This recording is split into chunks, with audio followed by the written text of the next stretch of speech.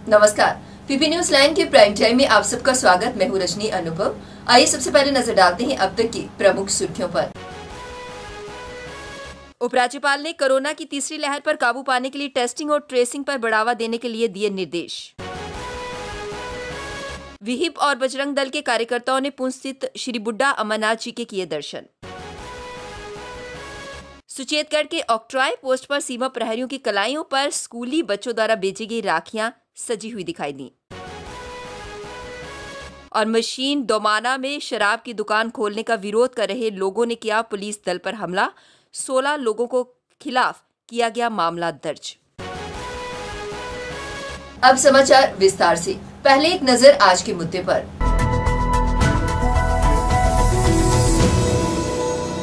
उपराज्यपाल मनोज सिन्हा ने निर्देश दिया है कि टेस्टिंग और ट्रेसिंग को बढ़ाया जाए ताकि कोरोना की तीसरी लहर पर काबू पाने में मदद मिल सके। उन्होंने वैक्सीनेशन के अभियान में तेजी लाने पर जोर दिया। उपराज्यपाल टास्क फोर्स की साप्ताहिक बैठक में जम्मू कश्मीर में कोरोना की स्थिति पर विचार विमर्श किया गया। उपराज्यपाल ने कहा कि जम्मू कश्मीर सरकार वैक्सीनेशन के अभियान में तेजी ला रही है। उन्होंने अधिकारियों से कहा कि वे 18 से 44 वर्ष की आयु के लोगों को वैक्सीनेशन लगाने के लक्ष्य को पूरा करें। उपराज्यपाल ने जिला प्रशासन से कहा कि वे नियमित तौर पर स्थिति की समीक्षा करें। कोरोना की चेन तोड़ने के लिए बेहतर भीड़ प्रबंधन को कोई जरूरी बताते हुए उन्होंने कहा कि इसके लिए सभी की जिम्मेदारी है कि लोगों को इकट्ठा नहीं होना चाहिए। उपराज्यपाल ने जम्मू श्रीनगर के डिविजनल कमिश्नर पुलिस अधिकारियों से कहा कि यह सुनिश्चित बनाया जाए कि कार्य करने वाले स्थानों पर कोरोना की रोकथाम के लिए उपयुक्त व्यवहार लागू होना चाहिए। इसके पहले अतिरिक्त मुख्य सचिव अटल डुल्लू ने जिला स्तर पर कोरोना के हालात की जानकारी दी। देश के 5 राज्यों से आए विहिप व बजरंग दल के कार्यकर्ताओं ने पुंछ जिले में स्थित श्री बुड्ढा अमरनाथ जी के दर्शन किए। कोरोना काल के चलते इस बार बजरंग दल की तरफ से सांकेतिक यात्रा का आयोजन भी किया गया। ऐसे में उत्तर क्षेत्र के राज्यों से ही सीमित संख्या में कार्यकर्ताओं ने यात्रा में हिस्सा लिया। पंजाब, हिमाचल, हरियाणा, दिल्ली और जम्मू कश्मीर से विहिप व बजरंग दल के कार्यकर्ता यात्रा में हिस्सा बने रहे। विहिप के मीडिया सचिव राजेश भसीन के अनुसार बजरंग दल के राष्ट्रीय संयोजक सोहन सिंह सोलंकी और सह संयोजक श्रीकांत के अलावा विहिप के प्रदेश महासचिव अभिषेक गुप्ता और सह मंत्री करण सिंह भी इस अवसर पर मौजूद रहे। देश पर मर मिटने का जज्बा लेकर सरहद की रक्षा कर रहे सीमा प्रहरियों की कलाइयों पर राखियां क्या सजी कि देश सेवा का उनका जज्बा कई ऊंचाइयों तक पहुंच गया। जम्मू के आरएसपुरा के सुचेतगढ़ की ऑक्ट्रॉय पोस्ट पर सीमा प्रहरियों के साथ उन्हें राखी बांधने के बाद बुलंद किए गए वंदे मातरम, भारत माता की जय, सीमा सुरक्षा बल की जय के बुलंद नारे शुक्रवार को करीब 100 मीटर दूर पाकिस्तान तक गूंजे। भारत रक्षा पर्व के तहत स्कूली बच्चों द्वारा बेची गई राखियों को बहनों ने जब सीमा प्रहरियों की कलाइयों पर सजाया तो खुशी से उनकी आंखें नम हो गई। शहर से लगते मशीन दोमाना इलाके में पुलिस दल पर हमला करने के आरोप में पुलिस ने 16 लोगों के खिलाफ मामला दर्ज किया है।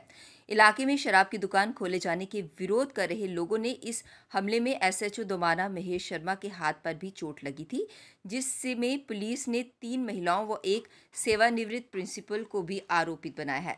बुधवार को ये घटना उस समय सामने आई जब मशीन दोमाना में शराब की दुकान को खोलने के लिए कर्मी आए थे। इस दुकान पर लाइसेंस हाल ही में जारी हुआ था, लेकिन लोग इलाके में शराब की दुकान खोलने का विरोध करते रहे हैं। पहले भी कई बार दुकान मालिक ने दुकान खोलने का प्रयास किया, लेकिन विरोध कर रहे लोगों ने उसे बंद करवा दिया था। जम्मू कश्मीर में सुरक्षा बलों को बड़ी कामयाबी मिली है। सुरक्षा बलों ने शनिवार को जैश ए मोहम्मद के 3 आतंकवादियों को मार गिराया। फिलहाल इलाके में तलाशी अभियान जारी है। जानकारी के अनुसार अवंतीपुरा के नाग बेरिन त्राल के वन इलाके में ऊपरी इलाके में ये मुठभेड़ चल रही थी। दरअसल खुफिया एजेंसियों को सूचना मिली थी कि वन इलाके में कुछ आतंकी छिपे हुए हैं। सूचना मिलते ही जम्मू कश्मीर पुलिस और सेना के जवानों ने इलाके को घेर लिया। आतंकियों ने खुद को गिरा देख सुरक्षा बलों पर फायरिंग करना शुरू कर दी थी। सुरक्षा बलों ने आतंकियों को समर्पण करने के लिए कहा, लेकिन आतंकी नहीं माने। आतंकी लगातार सुरक्षा बलों पर फायरिंग करते रहे। इस पर सुरक्षा बलों ने जवाबी कार्यवाही करते हुए जैश ए मोहम्मद से जुड़े 3 आतंकवादियों का खात्मा कर दिया। पिछले कई दिनों से तपिश और उमस झेल रहे शहरवासियों को शुक्रवार की शाम हल्की बूंदाबांदी से कुछ राहत मिली है। ठंडी हवाओं ने मौसम सुहाना कर दिया। हालांकि दिन में प्रदेश के अधिकांश हिस्सों में पारे में सामान्य से उछाल रहा। कश्मीर के कई जिलों में दिन का तापमान 33 डिग्री तक पहुंच गया। मौसम विज्ञान केंद्र श्रीनगर के अनुसार 21-22 अगस्त को जम्मू कश्मीर के कुछ हिस्सों में हल्की बारिश हो सकती है, लेकिन अधिकतर मौसम साफ रहेगा। जम्मू में शुक्रवार की शुरुआत तपिश के साथ हुई। बीती रात से ही उमस हावी रही। दिन चढ़ने के साथ गर्मी ने तेवर दिखाए। दोपहर को तीखी धूप के बीच निकलना भी मुश्किल हो गया था। हवादार स्थलों से हटते ही पसीना छूटने लगा।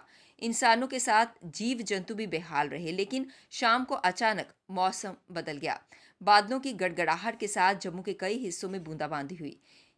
एक ऐसा समय लग रहा था कि इंद्रदेव मेहरबान होंगे, लेकिन रात तक बारिश का इंतजार ही होता रहा। जम्मू कश्मीर में आतंकवादियों ने नवाकदल श्रीनगर में सीआरपीएफ बंकर बरारीपुरा पर एक ग्रेनेड फेंका। गनीमत तो ये रही कि इस ग्रेनेड में विस्फोट नहीं हुआ, जिसके बाद अब पूरे इलाके को घेर कर सर्च ऑपरेशन चलाया जा रहा है। वहीं बम निरोधक दस्ते को मौके पर बुला लिया गया। गौरतलब है कि श्रीनगर के डाउनटाउन के सराफ कदल इलाके में 20 अगस्त शाम को आतंकवादियों ने संयुक्त नाका पार्टी पर ग्रेनेड से हमला किया। इसमें 2 पुलिसकर्मी और एक नागरिक घायल हो गए थे। इसके बाद आसपास के इलाकों में सुरक्षा और कड़ी करने के बाद हमलावरों की तलाशी की गई। सुरक्षा के अनुसार ये पता चला है कि जब और भी सूत्रों ने इसकी जानकारी दी तो बताया कि आतंकवादियों ने सीआरपीएफ की 23 बटालियन और पुलिस की संयुक्त नाका पार्टी पर ग्रेनेड फेंका था। हमले में घायल हुए पुलिसकर्मियों की पहचान जावेद अहमद और अब्दुल मजीद भट्ट के तौर पर हुई है। जम्मू संभाग के बनिहाल से उत्तरी कश्मीर के बारामूला के बीच अब ट्रेन बिजली से दौड़ेगी। सरकार ने 130 किलोमीटर लंबी इस रेल लाइन के विद्युतीकरण की समय सीमा मार्च 2022 निर्धारित की है। परियोजना को निर्धारित समय में पूरा करने के लिए कार्य जोर शोर से जारी है। परियोजना का करीब 70% कार्य पूरा हो चुका है। 3 एजेंसियां जम्मू कश्मीर सरकार, इरकॉन और भारतीय रेलवे मिलकर इस परियोजना पर दिन रात काम कर रहे हैं और इसकी निगरानी सीधे प्रधानमंत्री कार्यालय द्वारा की जा रही है। ये परियोजना राष्ट्रीय प्राथमिकता की परियोजना का हिस्सा है। बिजली से ट्रेन चलने से न केवल डीजल का खर्च बचेगा, बल्कि कश्मीर की खूबसूरत हवा भी प्रदूषित नहीं होगी। डीजल की तुलना में ये 40% किफ़ायती होगी। इरकॉन के एडिशनल जनरल मैनेजर आबिद आमीन शाह ने कहा कि काम अगस्त 2019 में शुरू हुआ था। इसे 24 महीने में पूरा करना था, लेकिन कोविड के चलते काम धीमी गति से हुआ। अब डेडलाइन मार्च 2022 रखी गई है। उन्होंने कहा कि ट्रेन के डीजल पर चलने से रनिंग कॉस्ट ज़्यादा है, वहीं प्रदूषण भी काफ़ी होता है। बिजली से चलने पर खर्च बचेगा और प्रदूषण नहीं फैलेगा। जम्मू कश्मीर में बेशक अभी कोरोना संक्रमित मरीजों का आना जारी है, लेकिन कोविड मरीजों के लिए बनाए अस्पताल लगातार खाली हो रहे हैं। अब अस्पतालों में कोविड के 100 से भी कम मरीज आ रहे हैं। कई जिला के अस्पतालों में अब एक भी मरीज नहीं रहा। जो मरीज हैं वह भी अपने घरों में इलाज करवा रहे हैं। 20 जिलों में से 11 जिलों में एक भी मरीज भर्ती नहीं है।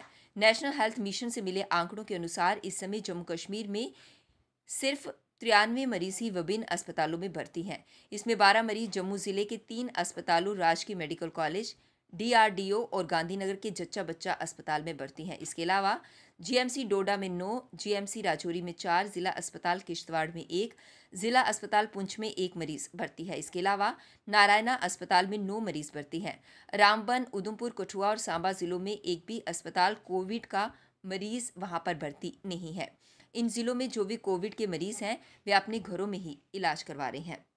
पुलिस महानिदेशक दिलबाग सिंह ने कहा कि आतंकी संगठन जम्मू कश्मीर में हालात बिगाड़ने के लिए हर संभव अवसर का लाभ उठाने में प्रयास में है। उनके मंसूबों को नाकाम बनाने के लिए सुरक्षा एजेंसियों को सतर्क रहने को कहा। उन्होंने आतंकवादियों के मददगारों पर कड़ी निगाह रखने पर भी जोर दिया।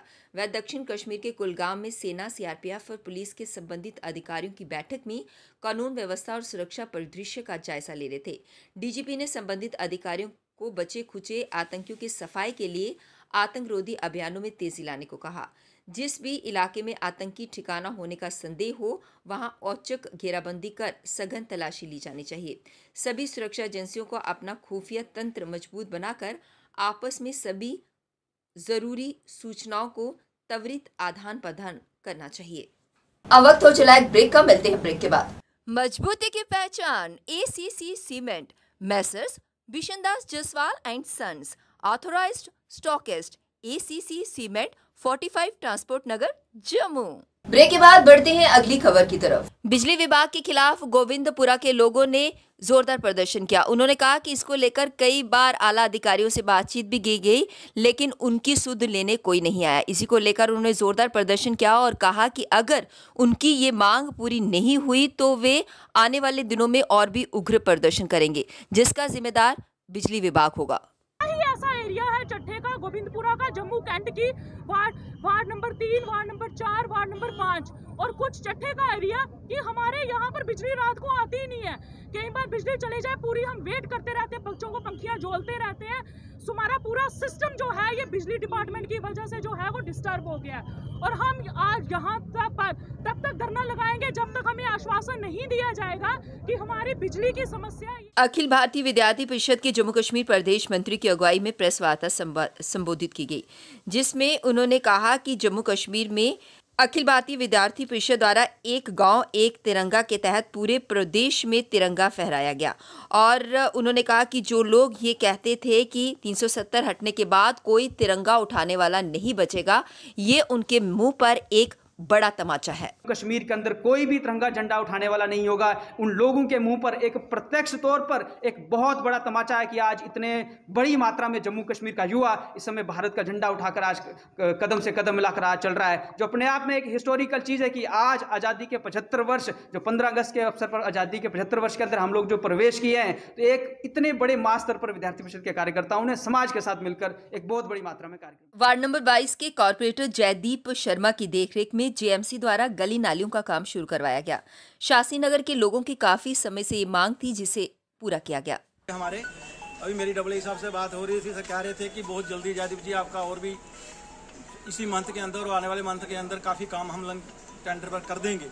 उसका टेंडर हो चुका है, तो मेरा यही निवेदन है कि बढ़िया वार्ड नंबर शासी नगर को हम लोग जो ड्रेन की पेंडिंग रह रही है, बढ़िया ड्रेन जो है सारी वार्ड के अंदर ड्रेन जो बैक साइड जो टाइल्स है उस टाइल्स का काम करके इस वार्ड को बहुत अच्छा और हरा भरा बनाएंगे। वाइन ट्रेडर्स एसोसिएशन जम्मू द्वारा आज एक्साइज पॉलिसी को लेकर एक बार फिर से प्रेस कॉन्फ्रेंस को संबोधित किया गया, जिसमें उन्होंने विभिन्न मुद्दों पर प्रकाश डाला। जम्मू के अंदर भी हमने 1-2 दुकानों के फिगर हमारे हाथ लगे हैं, जिन्होंने जब दुकानें खोली तो एक ही बार उन्होंने परचेज की, उसके बाद पूरा महीना उन्होंने परचेज नहीं की, तो वो सेल कहाँ से कर रहे हैं फिर? इसका मतलब कहीं ना कहीं नंबर 2 की शराब वो बिक रही है। इसकी वजह जो हमारा जो असेसमेंट है वो ये लग रही है कि गवर्नमेंट को कम से कम 400-500 करोड़ का रेवेन्यू का लॉस इस साल में होने वाला है। तो इसलिए शुरू से हमने कहा था कि ये पॉलिसी जो है ये ना तो पीपल फ्रेंडली पॉलिसी है ना स्टेट फ्रेंडली पॉलिसी है। ये कार्टलाइजेशन माफिया को जम्मू कश्मीर के अंदर दाखिला देने में ये कामयाब होगी और वो कामयाब इन्होंने कर ली है। तो मेरी यही दरख्वास्त है सरकार से, गवर्नमेंट से, सेंट्रल गवर्नमेंट से भी, होम डिपार्टमेंट से भी कि इस एक्साइज पॉलिसी को रिविजिट करें। पूर्व एमएलसी और बीजेपी स्पोक्सपर्सन श्री गिरधारी लाल रैना और उनके साथ चांद जी भट्ट, डिस्ट्रिक्ट प्रेसिडेंट KDD द्वारा आज प्रेस कॉन्फ्रेंस को बीजेपी हेडक्वार्टर श्रीकुटा नगर जम्मू में संबोधित किया गया। जो ही ये पोर्टल बनेगा, सरकार ने कहा है कि DMRR जो रिलीफ एंड रिहैबिलिटेशन ऑर्गेनाइजेशन है वो एक पोर्टल बनाएगी, उस पर शिकायतें दर्ज होंगी और जो पहले से शिकायतें हैं उनका निवारण होगा और डिस्ट्रेस सेल्स का भी निवारण होगा। इसका स्वागत करते हुए हम उम्मीद करते हैं कि जो नए रिलीफ कमिश्नर साहब आए हैं उनका स्वागत करते हुए कि वो इसको और तत्परता के साथ करेंगे। ये विषय आज का है। पीपी न्यूज लाइन के प्राइम टाइम के आज के इस अंक में बस इतना ही।